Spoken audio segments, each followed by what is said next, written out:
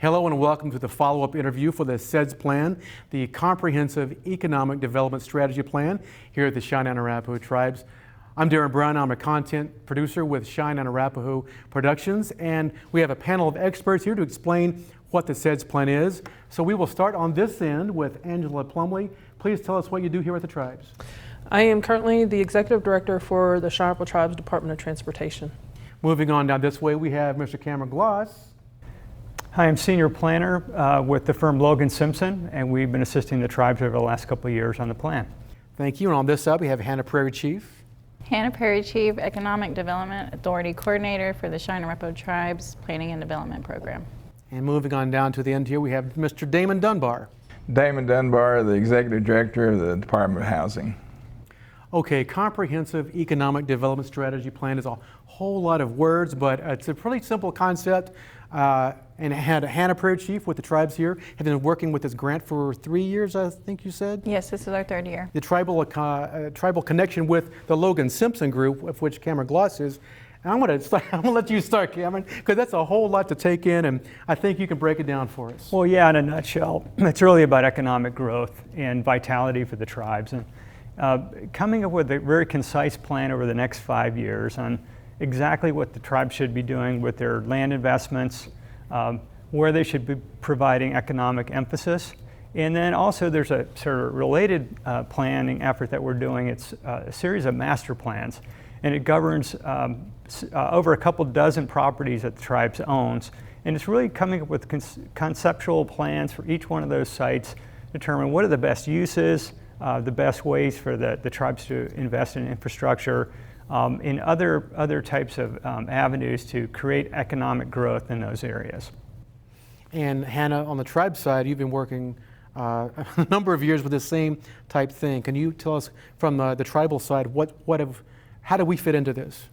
We're working with Logan Simpson, meeting with the stakeholders, the community, doing the public engagement series,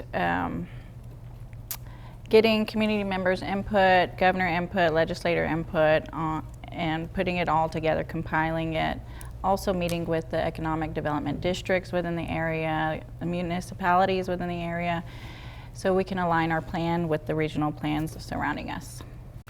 Because it's a large, it's a huge undertaking, but my pastor told me one time, you got to have a plan, because if you're living in Oklahoma and you want to go to LA, you can't start driving east.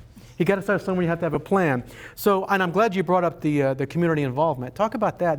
You guys can't just make a plan and say, here it is. You kind of have to have the community's input and stuff like that. So far, we've had 2 public engagement series. One was virtual, and one was with the community. At each community, we go and we basically have these listening sessions. We provide them with the content that we are working on, and we gather their input from each community, and like I said, with legislative and executives. And the virtual one, we did this almost the same way. We invited all communities to participate virtually, and we also have online questionnaires that they were able to participate and give their input as far as the economic development strategy we are trying to form. And I know those virtual meetings were due to the pandemic. Thank you very much. Yes. It would have been, obviously, it's better when you get more face-to-face interaction. But moving along, I know that we want to talk about everyone knows that tribes have casinos, but in this day and age, you have to diversify. You have to diversify your sources of income. So there are 4 areas, and I've just learned from you guys recently, 4 area catalysts, you call them, for economic growth and some of the key strategies. Cameron, why don't you start with that? Yeah, they're really these major areas of emphasis within the plan. First and foremost, the tribes has thousands of acres in agricultural production. Some of that is owned outright, or some of it's leased land. And so what's the next step in that evolution? There's a 700 head buffalo herd. How does the tribe capitalize on these agricultural investments? What's the next step? And then looking at some of the cultural attributes and the tie into tourism. I mean, the tribes kind of dipped its toe a little bit in the water about tourism, but what's the next step? How does the tribes, do they take advantage of some of the investments that state agencies and others have had in tourism? How do you really shine a spotlight on the tribes and their culture? And then, looking at revenue enhancement, and you talked about the casino operations and how successful gaming's been, but what is that next piece? So, there's a lot of other ways to produce revenue and create jobs, and that's, a major thrust of the CEDS is what are those other opportunities? And then to have the tribes really respond to those opportunities, how is there going to be the right training for tribal members, both education and specific classes and training and job opportunities that can be cultivated as part of the plan. And then the last piece, and pretty important, I think, is infrastructure. And with infrastructure, we think typically about utilities and roads, but it even goes beyond that with energy production. And we've seen even on the national level a big exposure to beyond oil and gas, but onto renewable technologies, which is sort of a growing national concern. And so, I'm going to turn it over to Angie to maybe to speak to some of the other infrastructure related initiatives. Thank you. So Department of Transportation, we've always focused on a plan. It helps outline what our goals are over the next couple of years, where we want to direct our funding, where we want to put emphasis in. And so being a part of the comprehensive plans or the CEDS group has helped us broaden our own perspective of things that the tribes are dealing with and like the direction we want to go with the CEDS plan. And so it's been really a pleasure being a part of the CEDS team, but also an eye-opener of, okay, there's things out there that we weren't aware of that we want to be sure to include in our plan. And so infrastructure, yes, as transportation, it is a support to the tribe's growth. And so we're always, in the past, we've always struggled to try to keep up with what was going on with the tribes as far as building roads, improving roads, parking lots for different facilities. And we try to meet those, as they're happening, but it helps when we're involved in this plan process, because then we can get ahead of it and start directing our funds into those areas that meet the plan as well. So it was very important for us to get involved at the onset and throughout the process. And now that, we see the concept drawings that are being presented through this process, it's really helped us, with giving that information to our consultant to start working on our update to our long-range transportation plan, which is a 20-year plan, and our 5-year plan, which will be due soon to our funding agency, as well as identify some safety issues. But it's twofold for us, not only keeping up with what's going on with the tribes, but also tapping into what he referred to as the economic side of things, like where are we creating jobs? For us in transportation, it would definitely be in the construction industry. We want to see more growth in there, in that area, as well as auto mechanics. We're hoping to, I've always had a pride to create jobs that I feel like our tribal members can do these things. And so creating jobs in auto mechanics, that's a job avenue we haven't tapped into yet, and hopefully we can eventually get there through this process. Wow, you said so much that we could talk about for hours, but I love the fact that you said you've been playing catch up, and now this is a way for you guys to get ahead of the game. And just, you said so many things I was thinking about, but you mentioned when you talk about infrastructure, people talk about new buildings, but no one, you probably think, I do, no one thinks about, well, how do we get to that building? Where are we going to park? I'm assuming those are things that in your department, you think about those things first. Yes. And we'll get back to this in a second. There's so many things to talk about, but you mentioned every one of these things we're talking about has to do with a workforce. And you mentioned that. Where do you get your mechanics? Where do you get all the people who know how to build roads? Is that something that your department is, I'm assuming, and Cameron, we're looking on what are our partnerships with local colleges and places like that? Is that what that's part of this, right? Yes, and I think that's where we get into really bringing in our Department of Labor as well. And they were very involved in this process. And so we're always meeting with them as well and including them in the discussion. And we haven't even got to Damon down here. Damon, I know that housing is something, I guess, tell me, where does that fit? Does that fit in infrastructure, or would that fit in, there's a lot of places it does work, and it's all connected, we know that, but how does housing work with all this? Thank you, Darren. Department of Housing, or the Cheyenne Arapaho Housing Authority, we have an Indian housing plan also. It's annually describing how we're going to provide homes to tribal members. We're also trying to do the job training with the Dreams program to do some hands-on training for our tribal members, painting, carpentry, that type of work. When you think about infrastructure for housing, if you're going to go in and build a new housing district, you have to have your infrastructure in place, your water, sewer, and roads, that type of stuff. So you can't just go in there and pick a spot and, okay, well, this is a good spot to build all your homes. Well, let's plan it out first. Let's have something where we have lots set aside. We want to be able to provide tribal members with low-income homes, that type of stuff. Now, HUD is actually for low-income housing, but the tribes are real supportive when it comes to the housing authority to fund us with different monies to expand.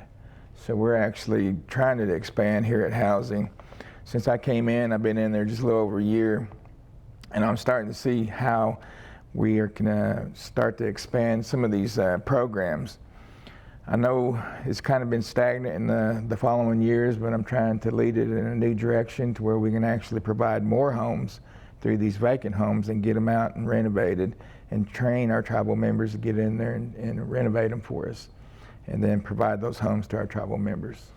Yeah, wouldn't, I mean, I was going to ask you, but I mean, when we construct houses these days, I mean, I'm curious, like, what the percentage is of tribal members who are helping construct the house or have any part in it. And it may be small, but I just think how great it would be if we had a full-on, just contractors left and right that we could call on, Cheyenne and Arapaho tribal members to get a house knocked out just like that. No, maybe not just like that, but get housing is done. And so it's amazing how training the workforce, I mean, plays into every catalyst we're talking about here.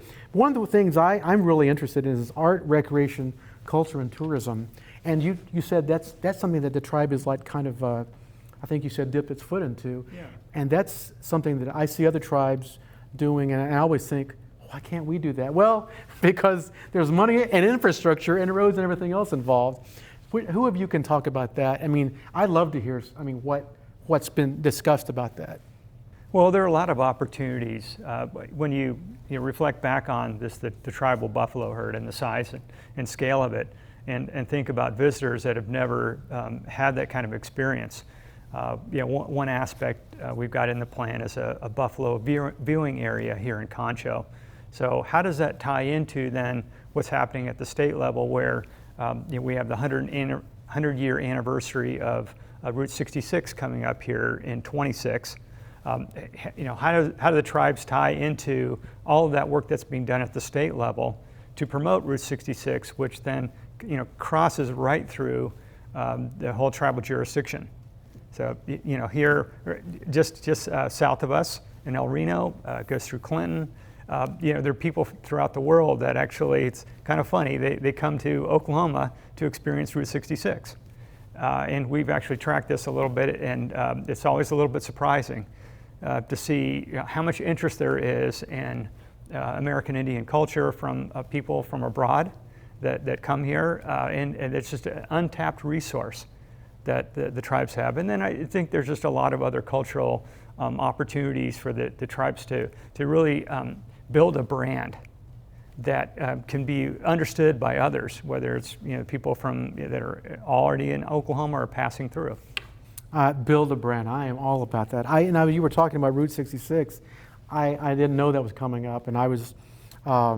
You folks would not believe how many people come here from all over the world, land in Chicago, and then drive all the way to LA. But they spend a significant time in Oklahoma, passing through and just right outside our doorway here. So I touched on it a second ago, that the labor and the workforce. And I wasn't sure which one of you want to speak on it. Probably every one of you could, but I know we have Redlands Community College just up the road, where a number of tribal citizens have attended. But we have Southwestern University just right up the road. Are there any plans, and anyone can speak on this? Are there plans in the works to get our folks trained for this plethora of jobs that are going to be available soon. Who wants to start? Well, I think when you Thank look you, at the Cameron. recommendations in the plan, there's a certain sort of hierarchy of need, whether it's a growing community desire, for example, more nursing jobs, medical jobs, and you can see that with you have the health services clinic there in Clinton. Is there a chance to expand and then tie into all of that work that's being done there, and training for some highly paid positions within the medical community? And then you look at, I think, as Angie mentioned, in construction, the tribes already has a construction arm that has been working along and gradually trying to increase its presence. How do you expand and make construction, which are highly paid jobs, from all the way from demolition to completing buildings? How can the tribes get into that? It's a very lucrative business that can be accessed by tribal government building buildings, as well as building for others. So those are great high-paying jobs. Yeah, and with 13,000 members in the CNA tribes, I think there's probably plenty of folks who would be hungry for those jobs. Hannah, you spoke a little bit earlier about community involvement, and that's kind of what we're here today. I know we've had some in the past. There's more we're going to talk about here in a few, but I'd like for you to even go on about really how important it is to get the community involved and some feedback, because we don't want to just throw a plan at people and say, here it is, this is what we're doing. This is really, I know, and COVID-19 had a hand in making it more difficult, but discuss how, really with Logan Simpson, the tribes has really pushed to make this a community project. Yeah, like you said, we don't want to provide a plan and force our tribal members to like it. We want to provide a plan that our tribal members were a part of, so they're willing to be a part of it more in the future when we have plans, like you said, for labor force. They were a part of us saying, hey, we're going to have this master plan. Here's our master plan that you guys helped us develop. We have these buildings that need to be constructed. We have this Department of Labor. Come apply with DOL and help us construct these buildings. And I feel like if they're a part of it from the beginning, they'll be more willing to be a part of it to the end. It's important for people to have ownership. Feel like they have ownership Yes. in the direction of the tribes. One thing we haven't touched on, because I got everything else I'm thinking about, is we can't just talk about Concho. We talk about Clinton and we talk about Canton. Cameron, that's your area again, right? Well, Our plans for those communities. What's great about this project, I think, is that we're going beyond the CEDS plan, which is mostly words, mostly text, to describe the future for the tribes. But these master plans illustrate the future. So you have the three major master plans, but there are also several other properties that the tribes own. Tribes owns dozens of properties throughout this 9-county jurisdiction. And the idea with the master plans is to describe what would the future look like. So when you see them, you'll imagine new buildings where transportation improvements are going to be, recreational opportunities, some opportunities for housing. So how does it manifest itself on the ground? What would actually get constructed? And this is part of this next series of engagement with the tribal members is, what do you think about these master plans? Does it really, can you relate to these recommendations? So we've got these physical designs that we're sharing with the community. Because I know we have many communities within this 9 counties. Obviously, Concho, Clinton, Canton being maybe if not the largest, but the ones that we think of. I hear people talk all the time about infrastructure. People like to use that word because I think people and other folks maybe outside the tribe don't realize that Concho is on the eastern side, the eastern edge of this 9 counties. And if you're on the west side, it would be easy to, to feel a little isolated. Yeah. I see you nodding your head over there, Angela. Please yeah, jump in. We hear that all the time. Even just in my department when we're doing community events, we hear it when we go out to our outlying communities, Hammond, Sealing, Elk City, that they feel left out, that they're not included. And so one of the good things I liked about the CEDS is they made sure to go out in those communities and get tribal input directly from those tribal members that live there.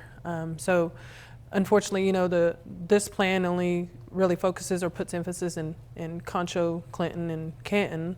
However, they did get input for those other communities and have some works. Maybe they can Cameron can detail more about that, but the plan did take into consideration all of our tribal communities. But yes, it's a common statement that we hear.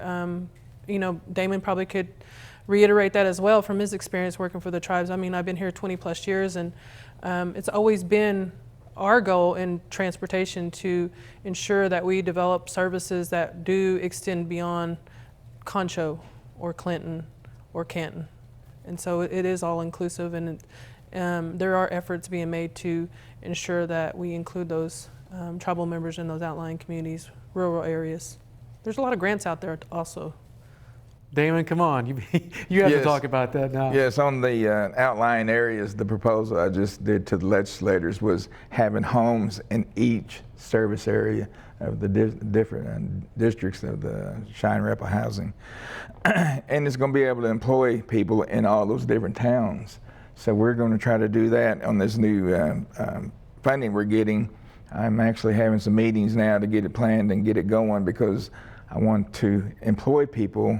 It may not be full-time for all the time, but if they can get some structure and get some training, and then we can bring them on full-time and create that particular tribal housing home crew. At one time, the housing authority did go out and they built 14 homes when it was the HIP ARA funds back then. And that was 14 homes they built, and they're still standing today. So my vision for the housing authority is eventually to have a crew to go in there and be able to build these homes for our tribal members, not just in the Concho Clinton area, but also in other areas. And speaking of Clinton, I am still pursuing getting a grant for duplexes for that area. El Reno, there's a property here in town. I'm still pursuing to get that going. And also in Canton, because I believe when we were working with Christine back then, Canton was always in the kind of left out. In that Canton Reserve, we had plans to try to get the infrastructure going and get some apartments or low-income housing rental for up there. I'm so glad you folks brought that up, because I too have heard that, even though I'm in a completely different arena here at the tribe than you are. But I can see how just distance. I mean, it's just, when you're talking about 100 miles plus, that's extra time, that's extra gas, that's extra wear and tear, that's extra infrastructure. So, Hannah, I'm going to throw this next question to you. We've got some more public meetings coming up soon. Yes, this week. And please discuss, give us the details, give us the info. Okay, so we are inviting all the community members in the service areas. Will be in your communities this week, Monday through Thursday. If you look at Cheyenne Arapaho Planning and Development's Facebook page, I have the calendar up on there, as well as on our website, P&D. We have the calendar up on there as well. We will be in your communities feeding you and offering door prizes, as well as having the master plans laid out and the CEDS update draft for all to look and give their input on that. And there are prizes. Yes, there's door prizes, so please come eat, and if you're unable to make those, we will have a questionnaire online and in the Tribune where you can give your input that way. And that's that questionnaire in the Tribune. It comes out September 15th. Thank you. I had it ready, but I was like, one thing I was looking at is like, we have these cool notes, but it says, how has public involvement been so far? And I didn't bring my glasses, but I think I can see it. It says 78, get that, 78 listening session attendees. Yeah, that's when we were virtual. Had it been in person, probably been at least 3 times that. Yeah, probably. So, and we've had Is that 89 Oh, no. webinar participants? Oh, yeah, so never mind. 78 listening sessions, so that was not virtual. 89 is when it was virtual. We had more virtually because, you know, they're able to log online and make it there easier. 150 plus booth visitors at the 2022 Oklahoma Indian Nations Powwow and Summerfest. Were you guys, who was there? Were you there for that? Yeah, Cameron, Emily, Christine, and I, we set up a booth at Summerfest and at Indian Nations, and we were able to reach a lot of community members that way. 4 Tribal Tribune publications. Thank you, Rosemary. Yes. We've had 2 CATV public service announcements. You're welcome. No, it's been fun working with you guys, and we obviously want to get the information out to all of our tribal citizens. 20 plus social media posts. Oh, it's got to be more than that.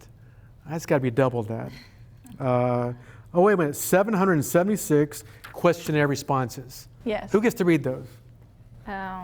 Emily.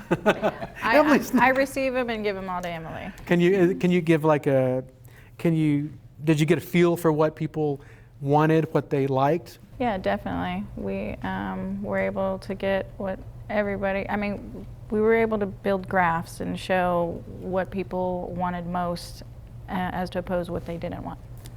Can I ask you what those were?